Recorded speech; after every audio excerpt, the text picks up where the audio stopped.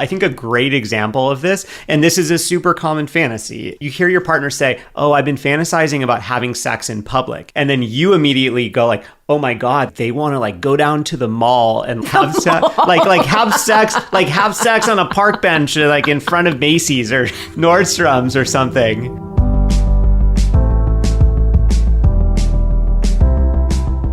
Hello and welcome to the Pillow Talks podcast. We're your hosts, Vanessa and Xander Marin. I'm a sex therapist with over 20 years of experience. And I'm just a regular dude. We share the ups and downs in our relationship while giving you step-by-step techniques for improving yours. Make sure you subscribe for your weekly double date full of totally doable sex tips, practical relationship advice, hilarious and honest stories of what really goes on behind closed bedroom doors, and so much more. It's the sex education you wish you'd had. All right, babe, I have an idea for how we can start off this podcast episode. Let's hear it. Can you sing us a little bit of Mariah Carey's Fantasy? Sweet, sweet fantasy, baby. I don't know the other words. That's the only sentence you know. Sweet. I can't hit the first note.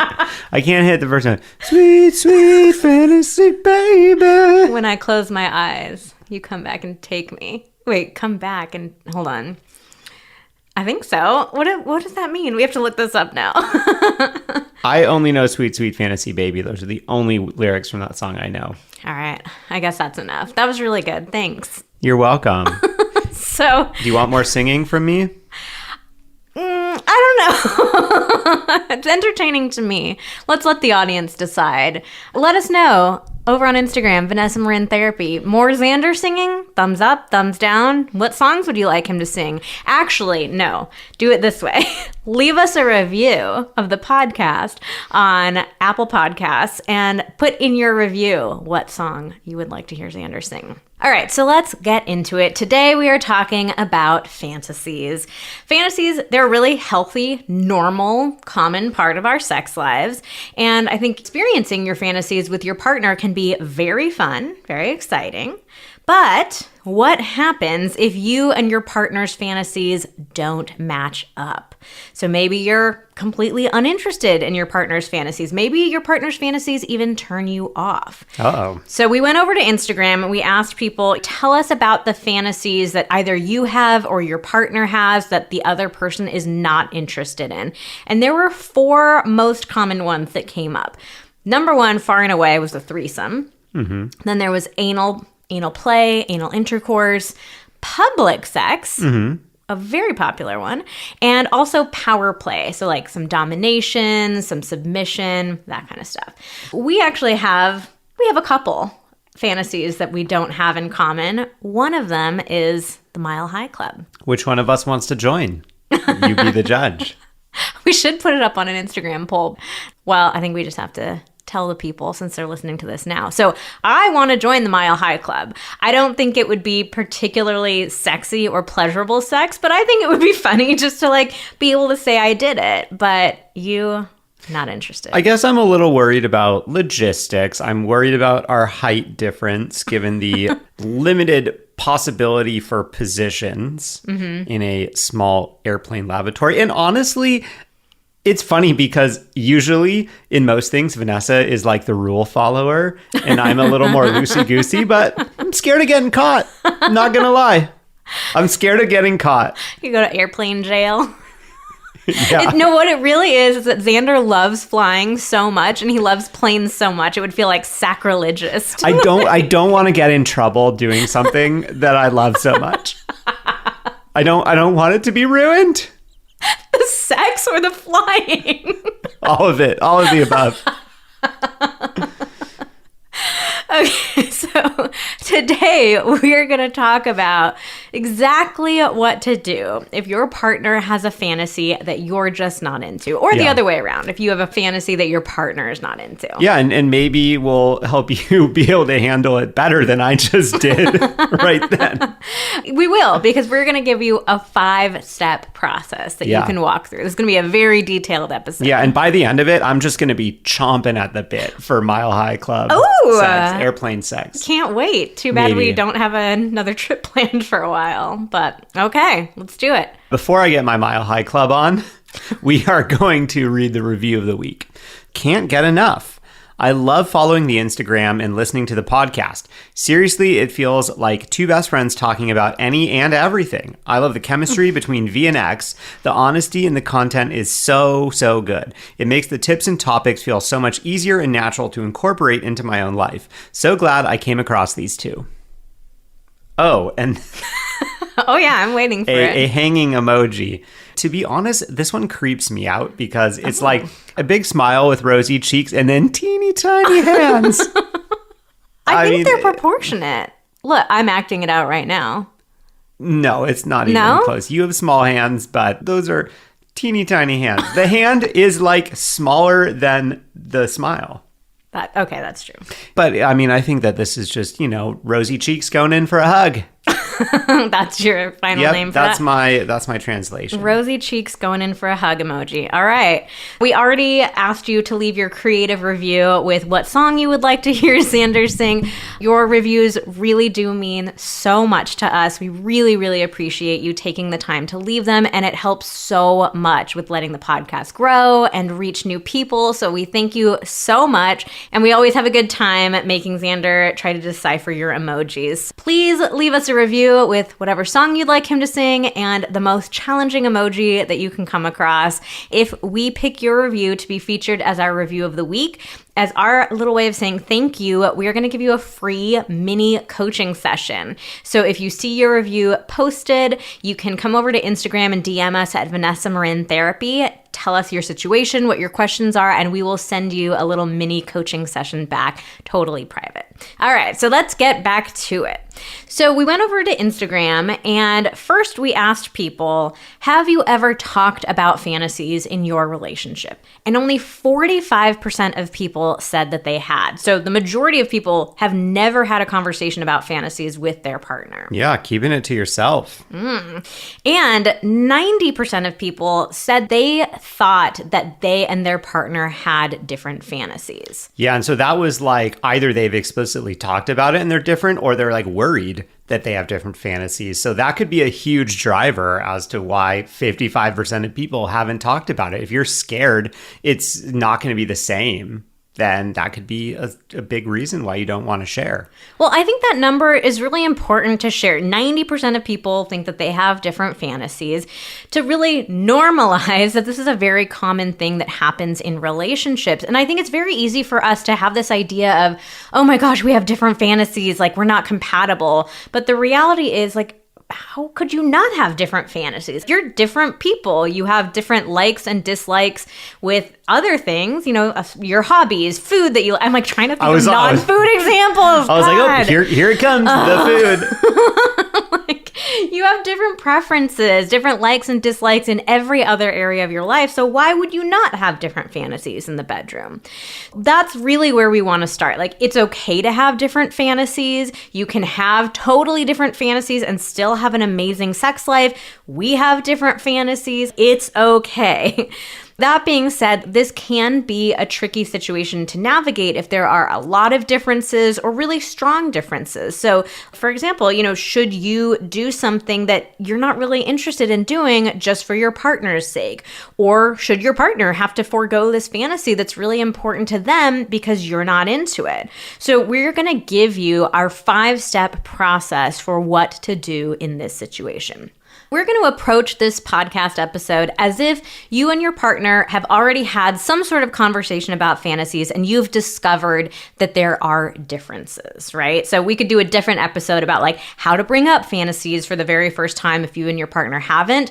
Let us know if you're interested in that. But for now, we're going to assume that you guys have already discovered some sort of difference. And we're going to give you some tips, this 5-step process that we have for what to do in this situation.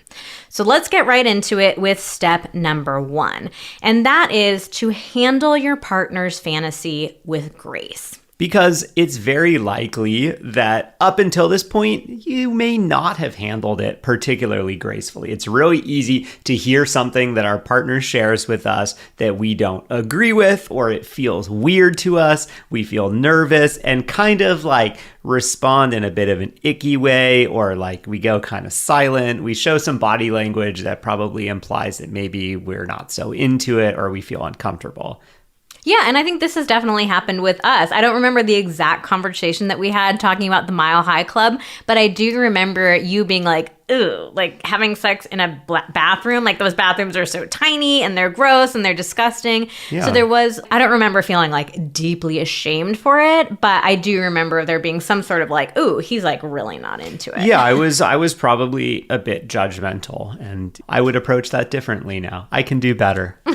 Vanessa, you know what I just thought about hearing you describe what it was like for you when you brought up the Mile High Club thing with me. Why is it so funny to hear you call me Vanessa? What, Xander? Tell me, Xander. I would love to tell you, Vanessa. Oh, this is funny because I was listening to a sports podcast the other day, and it's two guys. One of the guys is named Guy, and it was it was playing on my phone. I'm like, this is so confusing because I'm saying Guy, and the guy's name is the other person is like, oh, let me tell you, Guy. Like, and Vanessa's like, oh my god, these guys, like. Who are these people? And I'm like, no. The guy's name is Guy. All right, Guy, tell me about your Let me tell you, Guy. Let me tell you, Guy. All right. What that made me think about is I made it about me when you shared about the Mile High Club. And I immediately went inside and went, ooh, I don't want to do that. Bathroom sounds gross to me. Oh, I'm scared I'm not going to be able to get it up. Blah, blah, blah. I made it all about me. And really, that fantasy has nothing to do with me. It's your fantasy. I should have just showed up to listen to you. And I think that really fits in with handling it with grace. It's not about me. It's about you. And it's about hearing and respecting your fantasy, trying to take myself out of it until we even get to the point where we're talking about how we might be able to do this. I don't play any role in that fantasy yet until we're further along in the process of figuring out whether we're going to do anything about it.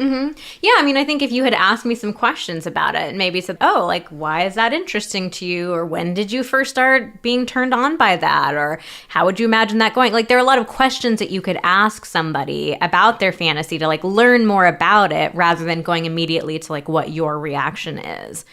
So I think the bottom line with fantasies is that whenever you have a fantasy that you share with your partner, like that takes a tremendous amount of courage. And especially if you have a fantasy that isn't super common or you feel like it's kind of a taboo or a kinky fantasy, like it takes so much courage to be honest about your desires, to talk about fantasies openly. And so when your partner shares something like that with you, like they have shown you so much trust and they've really let you into their inner sexual world. The other thing is like your partner knew that there was a possibility that they could be embarrassed, shamed, even humiliated by their fantasy. And again, especially if it was one that was like uncommon or they felt like it was taboo. So your partner really took a big risk by sharing that with you. And you really want to try to like treat those fantasies with grace, with compassion, with gentleness, even if it's not something that feels very sexy to you.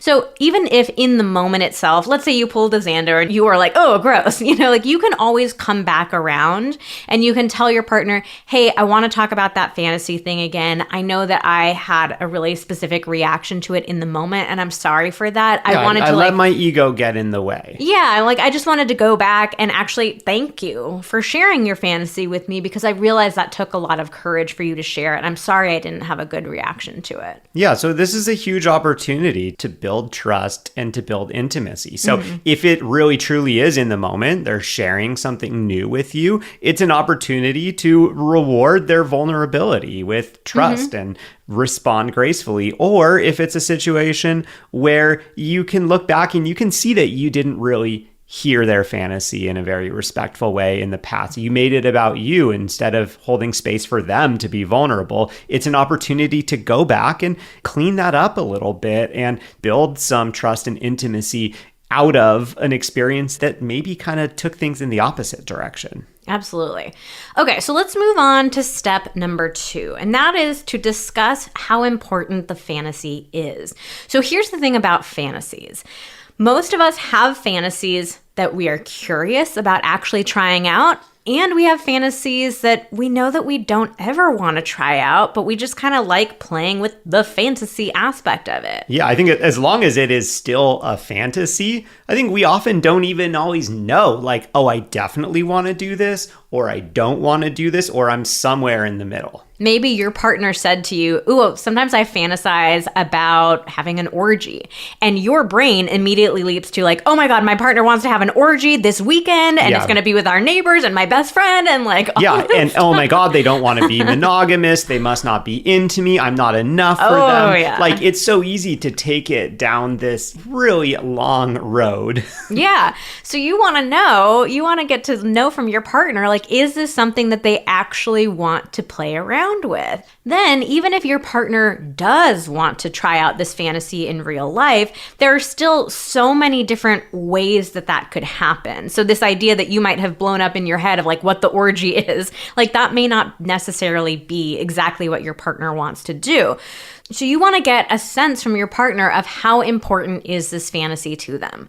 Even if it's something that you know, hey, there is no way I'm bringing another person into our bedroom, you still want to get a sense of like, is this fantasy something that's really central to your partner's experience, or it's something that they're just curious about, but they would be totally fine if they never got to do it. So you want to get a sense from your partner of, is this fantasy something that your partner is curious about playing with, but maybe they would also be fine if they never got to do it. Fantasies have different levels of centrality to our sex lives. Some people might think, yeah, that's something that would be fun, but I'm okay. Like the Mile High Club example is perfect. Like I'm not going to feel like something is missing from my sex life. I never got to express myself in a certain way. I couldn't be fully authentic with myself because I never am going to have Mile High Club sex. It just sort of feels like, I wish he was into it. I wish we did it once, but okay, whatever. Yeah, or it's like, oh, that would be fun if it fell into my lap, but like everything required to fulfill this fantasy just sounds complicated and not actually fun when I really like think through the logistical aspects of it. Oh, I think threesomes are a good example of that too. Yeah. Like a lot of us are like, ooh, the idea of like this perfect threesome with this like mysterious stranger, like that sounds so fun. But the reality of like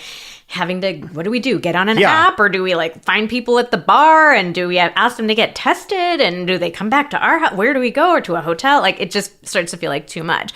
But on the other end of the spectrum, there are some fantasies that people have where it's like it's so central to their sex life that it could be a deal breaker for them. So I think a great example of those kinds of fantasies is maybe you are in a male-female relationship, but your partner has always wanted to do a little bit of same-sex exploration. And for them, that feels like, yeah, this is a part of my sexuality that feels very central that I need to explore. And I wouldn't feel authentic to myself if I went my entire life without doing a little bit of this exploration.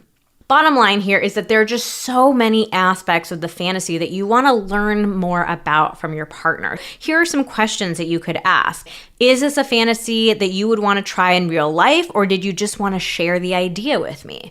Is this a fantasy that you want me to be a part of, or that you want to explore on your own? What level of involvement were you hoping for from me? How central is this fantasy to your sexual expression and fulfillment? And what do you think it would be like for you if you never got to play with this fantasy? All right, so that takes us into step 3, which is to do some research. So some fantasies are pretty straightforward, like 69ing. You probably know how to do that already. Maybe you have done it in the past. But other fantasies can be a lot more complex, like exploring pain play, maybe using heavy-duty restraints, going to a sex party, having an orgy.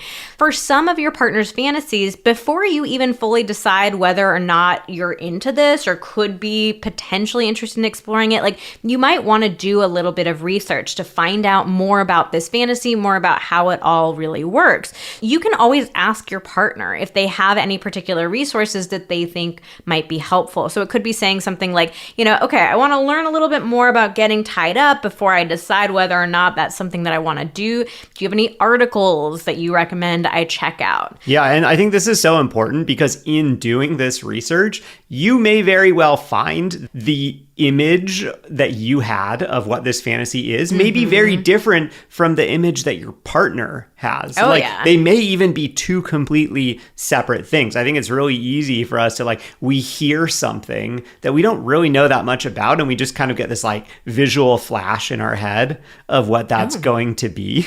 and then we talk about it with someone else, and they're envisioning something totally different.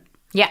So one quick tip here, a little pro tip, is to look for resources that are written by the people who are into those fantasies. So there are lots of different communities on the internet, all around different fantasies. If you look into those areas, you'll find more complete and more accurate guides. Somebody who's doing BDSM stuff every time they have sex, they're going to have really pro level tips, techniques, advice. So as you are doing that research, you can also start getting into step 4, which is to see if there's a part of your partner's fantasy that does interest you. A lot of the times, when we start talking about fantasies with our partner, we hear their fantasy and we just immediately feel like we have to do the whole shebang, the whole hog. Yeah, that's the only way we can satisfy them. And I think a great example of this, and this is a super common fantasy, is you hear your partner say, "Oh, I've been fantasizing about having sex in public," and then you immediately go "Oh my god, they want to go down to the mall and have sex, have sex on a park bench in front of Macy's or Nordstrom's or something." Does Macy's even exist anymore? I'm not sure. They want to go have sex. They want to go have sex right in front of Nordstrom down at the mall. Whoa, that seems a bit much to me. We might go to jail. I might become a sex offender. Wow. You might really start spinning out about that. But the reality is, there are a lot of variations. There's a whole scale of sex in public, from not having sex in public to having sex in front of a store with hundreds of people coming in and out. Coming in and out. Wow. Interesting. Yeah. Even if you and your partner were to say, yeah, we are both totally on board with the idea of public sex or having a threesome, whatever it is, we would still recommend, hey, let's break it down into baby steps. When people go all in, that's when, issues can arise. If you are hearing your partner's fantasy and you're I am just not into that, see if you can think about other baby steps into that fantasy and potential pieces of it that you might be interested in. Yeah. So for example, maybe you hear the idea of sex in public and you're no freaking way. But if you get a little bit creative and you think about what are some ways that we could work up to that? Okay, what if it was we had sex in front of our window with the sheer blinds closed? So if somebody was peeping 2 feet in front of the window, peeping? That's a different fantasy. That is a different fantasy that you're talking about. What Vanessa is trying to say here is if someone were to walk by and to see your shadows in the sheer blinds, they might make out some shapes moving around. They might, see the outline of your body parts. If they're peeping in your shades, that's different. Also, possibly a variation of the sex in public. You could cut a little hole in your blinds. Okay, so the point I'm trying to make, there might be variations of the fantasy or little pieces of the fantasy that you could be interested in. Another really good one is BDSM. A lot of people hear BDSM and they think you got to go full 50 Shades of Grey, signing a contract, having pain play, all this stuff. Maybe you're okay, whoa, not into the sex dungeon, but what if my partner spanked me during sex? Or what if we put on, we used my little sleep mask as a blindfold? Or what if they held my hands above my head? So there are always ways to kind of break down a fantasy, little pieces of it that you're oh, okay, I could be interested in trying that, or that sounds good to me. Just to be totally clear, you're allowed to have your own boundaries. You're allowed to say, there is no aspect of BDSM that I even want to go near. That's totally fine. But I think it's great to just show your partner the respect of being willing to consider aspects of their fantasy and ask yourself, is there some piece of this that I would feel good participating in? Yeah, and in addition to that, you're allowed to come up with your own boundaries around the pieces that you're okay with. So in the public sex example, let's say that you start to get comfortable having sex in your house with maybe the blinds open slightly or something like that. And you're like, it's my house. I can do what I want in my house. And if people want to look into my house, well, whatever, that they can do that. Or let's say that you graduate to like, I'm open to performing some oral sex like outside on our deck or something like that, out in the yard. But you may feel like I'm okay like giving my partner oral sex, but it feels too uncomfortable for me to be like fully naked outside. So I don't want my partner performing oral on me. I'm fine being clothed and doing it on them or something like that. It's just kind of feeling into like what feels okay to you. You're allowed to set those boundaries. There's no rule that in a relationship you have to fulfill every single one of your partner's desires. Absolutely. And I think this can also be a really fun step too, like getting creative and thinking outside of the box, coming up with different possibilities. That could be really fun. And maybe that's even enough in and of itself, just talking through like, hey, what would it really be like to have a threesome? What are different ways we could play with that? Stuff like that. So you tell me, what are some ways that we could play with my Mile High Club fantasy without going whole hog?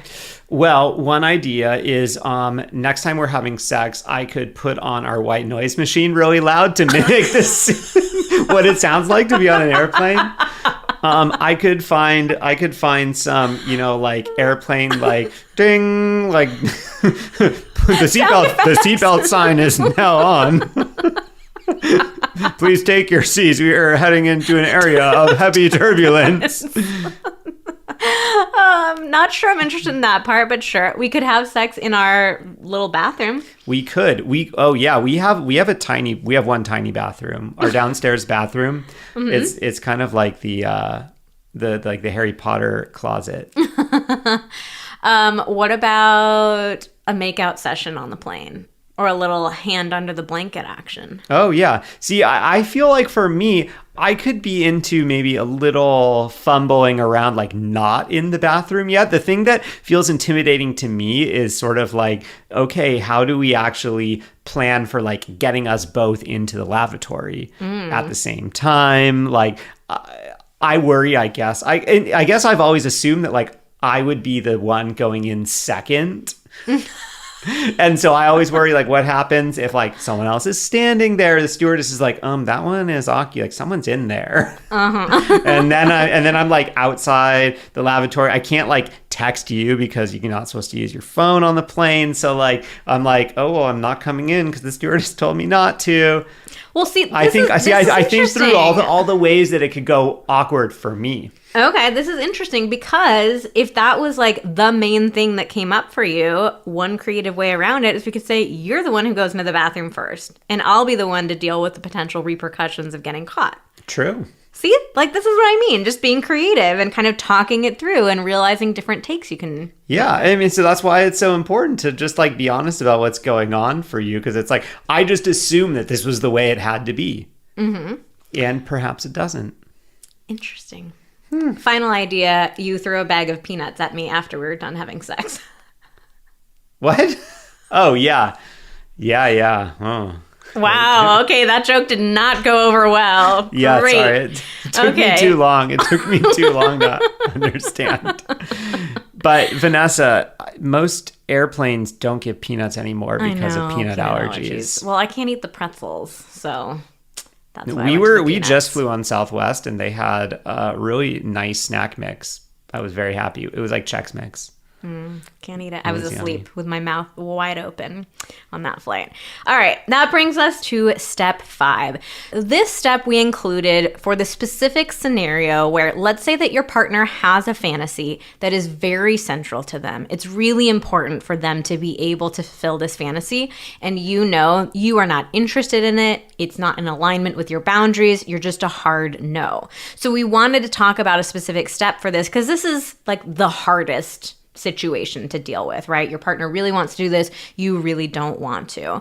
So I think that in these kinds of situations, it can be very useful to talk about other options for your partner's satisfaction.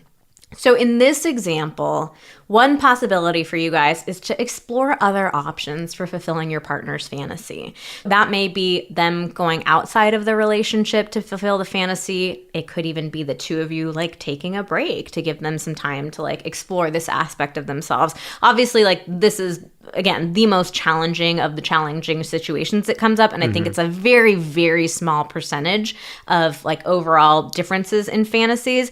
But we wanted to include it because it you know, the bottom line is there is no one size fits all approach.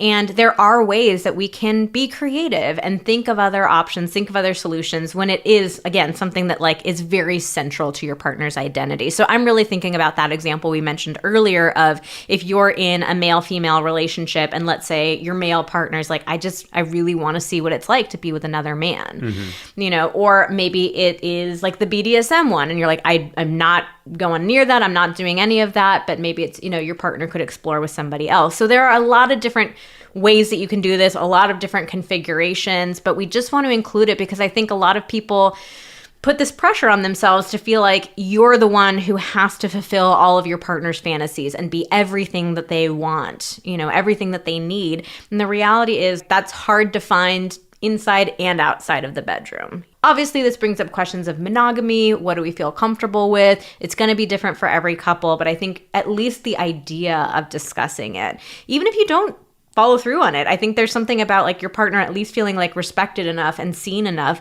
for you guys to have the conversation of, is there a way to like explore this outside of the relationship? Yeah, it means a lot to be able to be like, yeah, we can at least talk this through. We can talk about what kind of possibilities there could be, what kind of boundaries would need to be in place, how creative can we get That's with a really solution. good point. Yeah, because I think like a lot of times people hear open up the relationship and they just think like free for all, we no can do rules, what we want. you know, but it doesn't have to be that way. Like you may have very specific rules and boundaries in place of, okay, you can put up a dating profile and flirt with people online, but no physical contact. Or you can make out with somebody, or you can use your hands with somebody, but it doesn't go further than that. There are so many different ways that you can break this down and still have a lot of boundaries and guidelines in place, not a like just complete and utter free for all. All right, so that wraps up our 5-step process for dealing with different fantasies in relationships. So we want to bring up one other topic that often comes up in fantasies. A lot of times, if you ask somebody what their fantasy is, you might get a deer in headlights look. I've been there before. A lot of people feel like they don't really know what their fantasies are. What even are the options? We put together a really quick little guide of the most common fantasies, and this is based on some pretty recent research.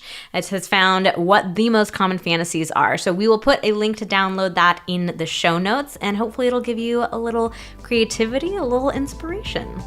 All right, that's all for today's episode of Pillow Talks. Thank you so much for listening. Join us again next week when we talk about attachment styles.